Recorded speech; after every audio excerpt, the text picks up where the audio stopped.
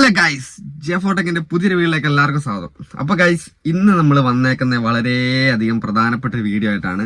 അപ്പോൾ ഇന്നത്തെ വീഡിയോ ഞാൻ എന്നും പറയുന്നതല്ല, നിങ്ങൾ ആരും സ്കിപ്പ് ചെയ്ത് പോകരുത്. സ്കിപ്പ് ചെയ്ത് പോയി കഴിഞ്ഞാൽ നിങ്ങൾക്ക് നഷ്ടം തന്നെയാണ്, 100% ഉറപ്പാണ്. കാരണം ഒരുപാട് പേര് ഇപ്പം നമ്മുടെ ടെക് ചാനൽ തുടങ്ങിയ സമയം തൊട്ട് എൻ്റെ അടുത്ത് വന്ന് വാട്സപ്പിൽ കിടന്ന് കരയുന്ന കാര്യത്തിനാണ് ഞാൻ ഇന്ന് ഉത്തരം തരാൻ പോകുന്നത്. ഒരുപാട് പേര്, ഒന്നും രണ്ടും പേരൊന്നുമല്ല. ഇപ്പൊ തുടങ്ങിയ പിന്നെ എനിക്ക് തോന്നുന്നത് ഇത്രക്കാരം ആൾക്കാർ ഇത്രയ്ക്ക് ഫാൾട്ട് യൂട്യൂബിൽ ചെയ്യുന്നുണ്ടല്ലോ എന്ന് ഓർക്കുമ്പോൾ എനിക്ക് സങ്കടം വരുവാണ്. അത്രയ്ക്ക് പ്രശ്നമായിട്ടുള്ള കാര്യങ്ങളുണ്ട്. അതായത് നമ്മൾ തമ്മിൽ കണ്ടു കാണും. ഇന്നത്തെ വീഡിയോ എന്താണെന്ന് വെച്ചിട്ടുണ്ടെങ്കിൽ നമ്മുടെ മോണിറ്റൈസേഷനുമായി ബന്ധപ്പെട്ടൊരു വീഡിയോ ആണ്. അതായത് നമ്മുടെ ചാനൽ മോണിറ്റൈസേഷൻ ചെയ്യുന്നതിന് മുമ്പ് നമ്മൾ നമ്മുടെ 4000 മണിക്കൂറും 1000 സബ്സ്ക്രൈബേഴ്സും കംപ്ലീറ്റ് ചെയ്ത്, അല്ലെങ്കിൽ നമ്മൾ 1000 സബ്സ്ക്രൈബേഴ്സും 10 മില്യൺ വ്യൂസ്, അതായത് ഒരു 1 crore വ്യൂസ് എല്ലാം കംപ്ലീറ്റ് ചെയ്ത് കഴിഞ്ഞിട്ട്, നമ്മൾ കഷ്ടപ്പെട്ട് ഇതൊക്കെ ചെയ്ത് കഴിഞ്ഞിട്ട് എല്ലാം ശരിയായി കഴിഞ്ഞിട്ട് നമ്മൾ മോണിറ്റൈസേഷൻ അപ്ലൈ ചെയ്യുന്ന സമയത്ത് നമ്മുടെ മോണിറ്റൈസേഷൻ റിജക്റ്റ് ആയി പോകുമ്പോൾ എത്ര സങ്കടം ഉണ്ടാവുക ഓരോരുത്തർക്ക്. അപ്പോൾ അതെന്തുകൊണ്ടാണ് അങ്ങനെ പ്രശ്നം പറ്റുന്നത്? അപ്പോൾ നിങ്ങൾ എന്തുകൊണ്ടാണ്, നിങ്ങൾക്ക് ഒരുപാട് സംഭവങ്ങളുണ്ട്, ഒരുപാട് പ്രശ്നങ്ങൾ കൊണ്ട് ചിലപ്പോൾ നിങ്ങളുടെ മോണിറ്റൈസേഷൻ റിജക്റ്റ് ആയി പോവാം. പക്ഷേ നിങ്ങളൊരു കാര്യം, ഇത് ഈ മോണിറ്റൈസേഷൻ അപ്ലൈ ചെയ്യുന്നതിന് മുന്നേ നിങ്ങൾ ചെറിയ ചില്ലറ കാര്യങ്ങൾ ശ്രദ്ധിച്ചു കഴിഞ്ഞാൽ ചിലപ്പോൾ നിങ്ങളുടെ മോണിറ്റൈസേഷൻ ആ ഒരു പ്രശ്നം വരൂല. അപ്പോൾ അതാണ് നമ്മൾ ഇന്ന് വീഡിയോയിൽ പറയാൻ പോകുന്നത്. നിങ്ങൾ ചാനൽ തുടങ്ങി സ്റ്റാർട്ട് ചെയ്യുന്ന ആൾക്കാരാണേലും മോണിറ്റൈസേഷൻ അപ്ലൈ ചെയ്യാൻ നിൽക്കുന്ന ആൾക്കാരാണേലും ഓരോരോ പ്രശ്നങ്ങൾ കൊണ്ട് മോണിറ്റൈസേഷൻ അപ്ലൈ റിജക്റ്റ് ആയിട്ട് രണ്ടാമത് മോണിറ്റൈസേഷൻ അപ്ലൈ ചെയ്യാൻ നിൽക്കുന്ന ആൾക്കാരാണെങ്കിലൊക്കെ നിങ്ങൾ ഈ വീഡിയോ ശ്രദ്ധിച്ച് കേട്ടോ, മനസ്സിലാക്കിയോ. കാരണം നിങ്ങൾക്ക് ഇത് ഒരുപാട് കാര്യത്തിൽ ഉപകാരപ്പെടും. അപ്പോൾ നിങ്ങൾ ചാനൽ സബ്സ്ക്രൈബ് ചെയ്യാത്ത ആൾക്കാരാണ് പോയിട്ടൊന്ന് ചാനൽ സബ്സ്ക്രൈബ് ചെയ്തിട്ട് കാണുക. നിങ്ങൾക്ക് ഒരുപാട് ഉപകാരപ്പെട്ട വീഡിയോസ് നമ്മൾ ഇതിനകത്ത് ഇടുന്നുണ്ട്.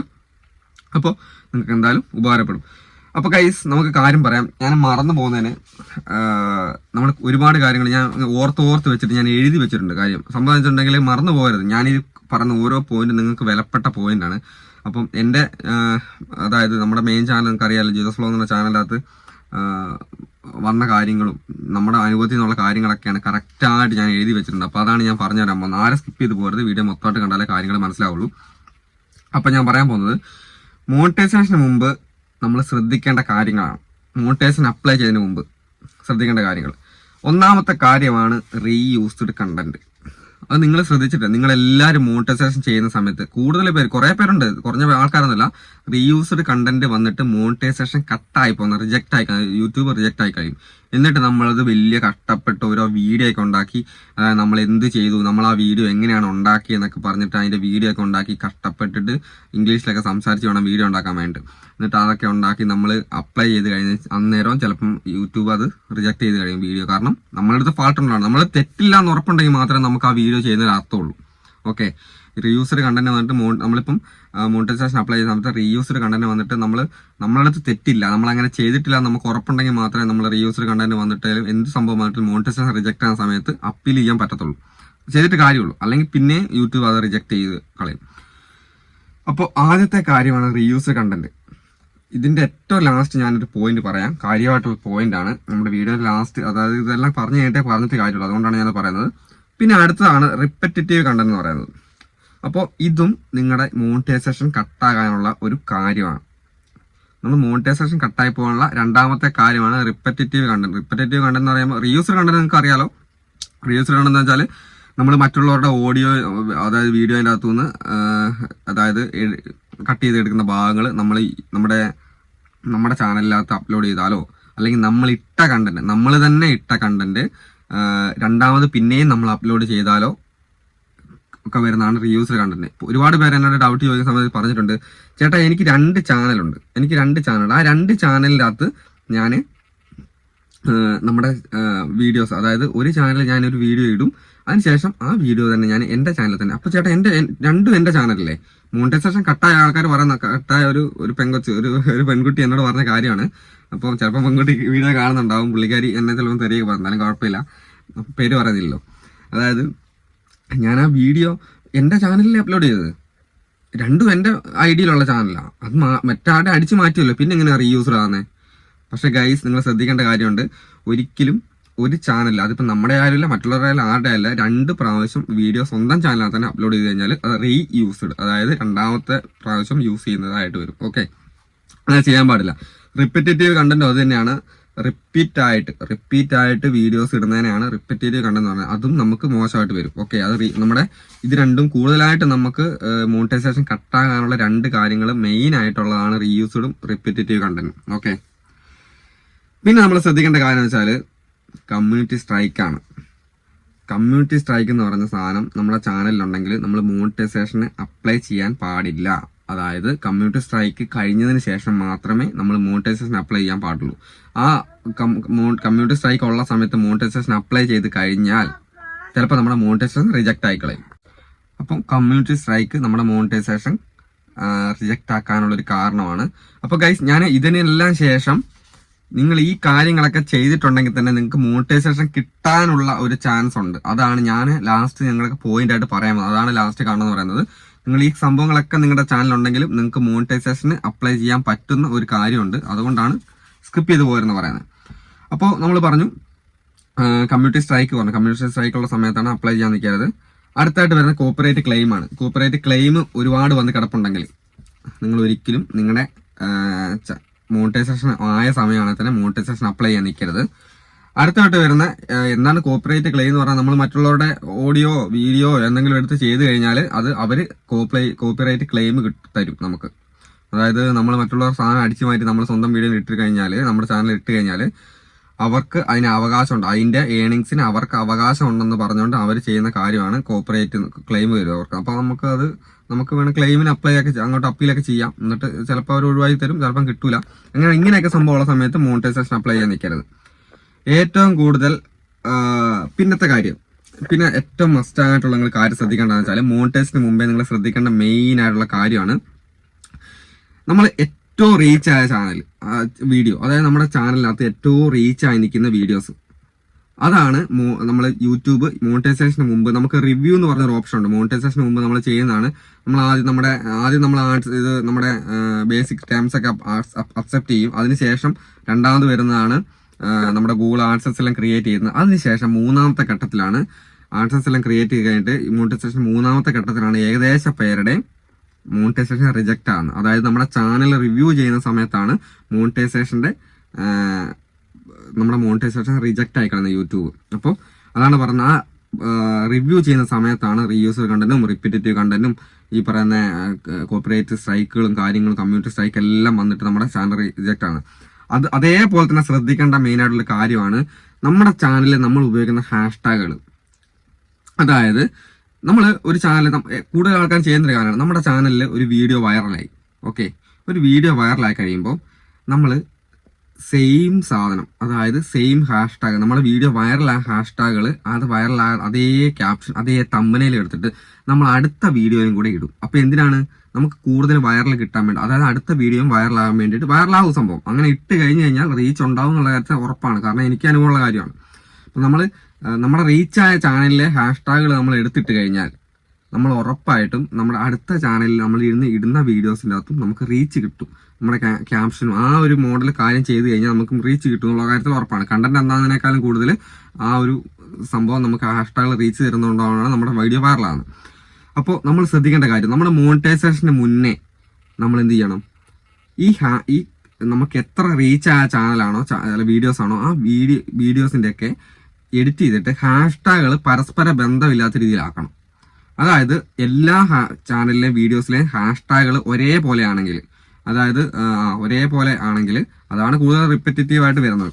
ഒരേപോലെ ആണെങ്കിൽ നമുക്ക് മോണിറ്റൈസേഷൻ കിട്ടൂല, യൂട്യൂബ് റിജക്ട് ചെയ്യും. എല്ലാ ഹാഷ്ടാഗുകളും ക്യാപ്ഷന്, ഹാഷ്ടാഗ്, തമ്പനയില് ഇതൊന്നും ഒരിക്കലും സെയിം ആകാൻ പാടില്ല. ക്യാപ്ഷനാകട്ടെ, തമ്പനയിലാകട്ടെ, പിന്നെ നമ്മുടെ ഹാഷ്ടാഗ് ആകട്ടെ, ഇത് മൂന്നെണ്ണം ഒരിക്കലും സെയിം ആകാൻ പാടില്ല.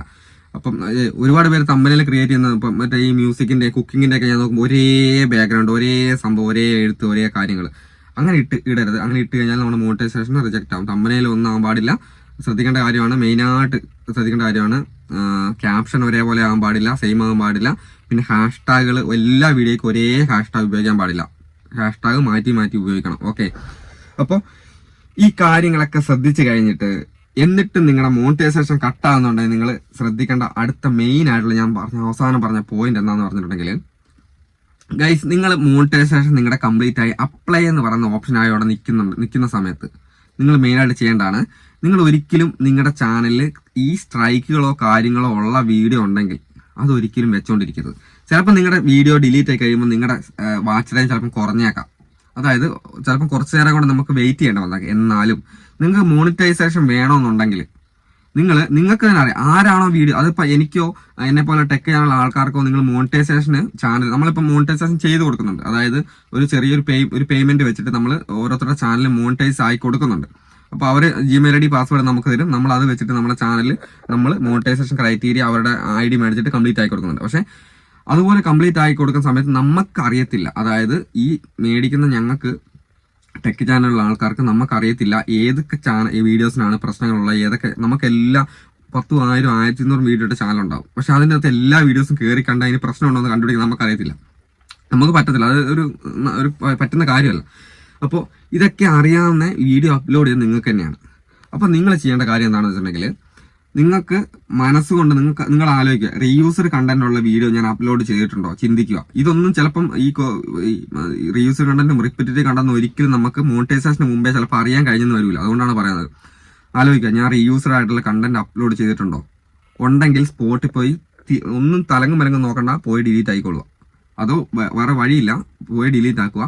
പിന്നെ റിപ്പീറ്റീവ് കണ്ടന്റ് ചെയ്തിട്ടുണ്ടോ, ഹാഷ്ടാഗുകൾ ഇതേപോലെ ചെയ്തിട്ടുണ്ടോ, ഒരേപോലത്തെ തമ്പനിലാണോ ഞാൻ ഉപയോഗിച്ചിട്ടുള്ളത്, അല്ലെങ്കിൽ ഒരേപോലത്തെ ക്യാപ്ഷനാണോ നമ്മുടെ ചാനലിനകത്ത് കൂടുതലായിട്ട് വന്നിട്ടുള്ളത്.